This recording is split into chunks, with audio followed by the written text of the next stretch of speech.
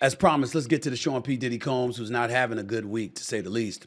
Last Friday, CNN released an exclusive video of Diddy viciously beating then-girlfriend Cassie Ventura in a Los Angeles hotel, Intercontinental Hotel to be exact, on Avenue of the Stars that is now closed.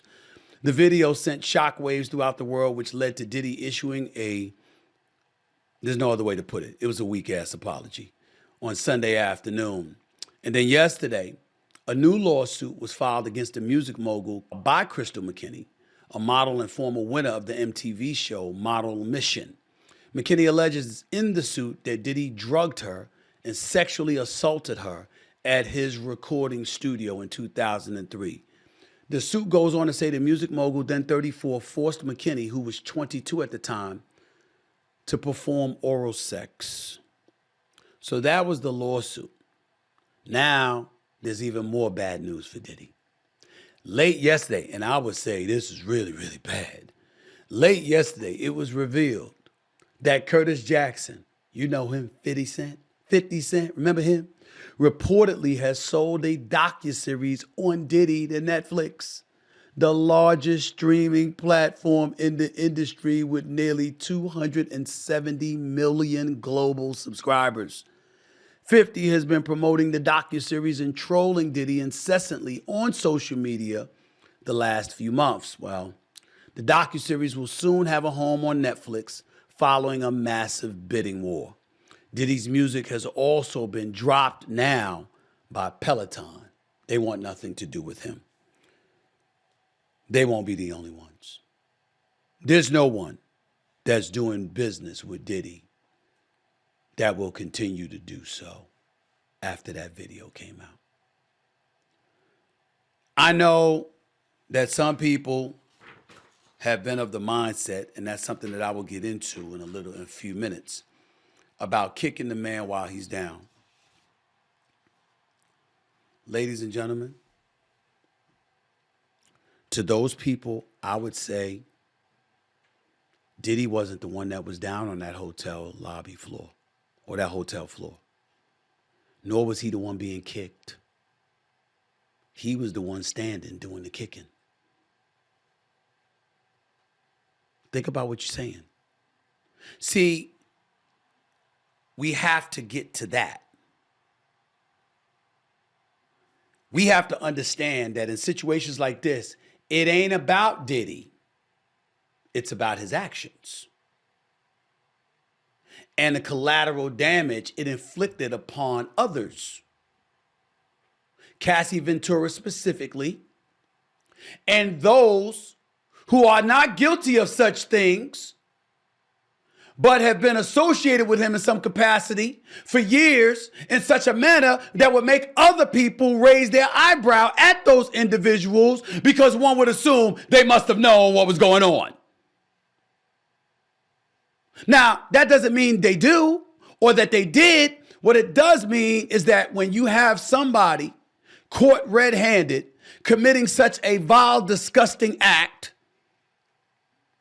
the people who are around them are going to be called into question as it pertains to what they knew, what they must have seen, what they must have heard, and what effort, if any at all, did they exercise to do something about it. That's the world we're living in. It ain't no turning back from that. Ryan Clark, my colleague at ESPN, went on his podcast, The Pivot, and called P. Diddy a bitch. I'm quoting. That's what he said. I didn't say that. He said that. I watched The Breakfast Club and Charlamagne the God, and Charlamagne's like, nah, man, he was 46 years old. Stop giving him a pass. He knew what he was doing. While, Jessica and DJ Envy were like, he needs help. Not that they were giving him a pass, because they certainly weren't.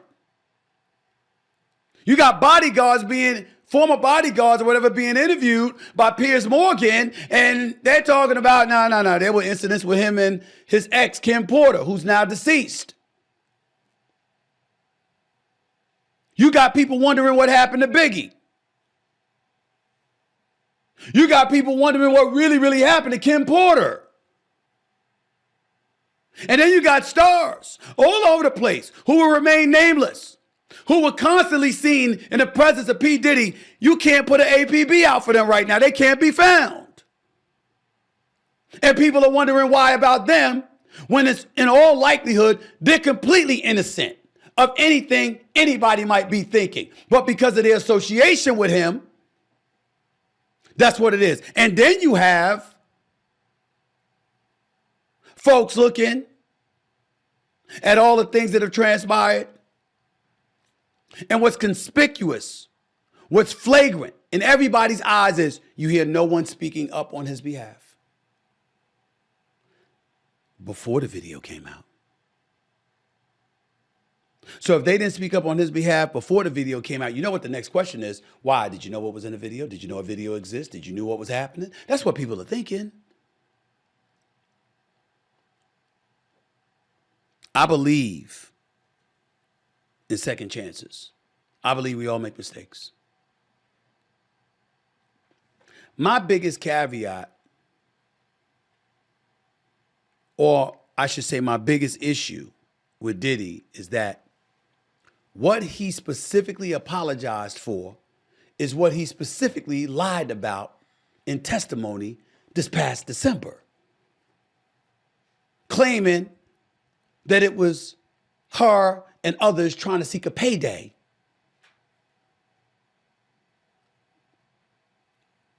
Nobody's going to believe a single word he's saying.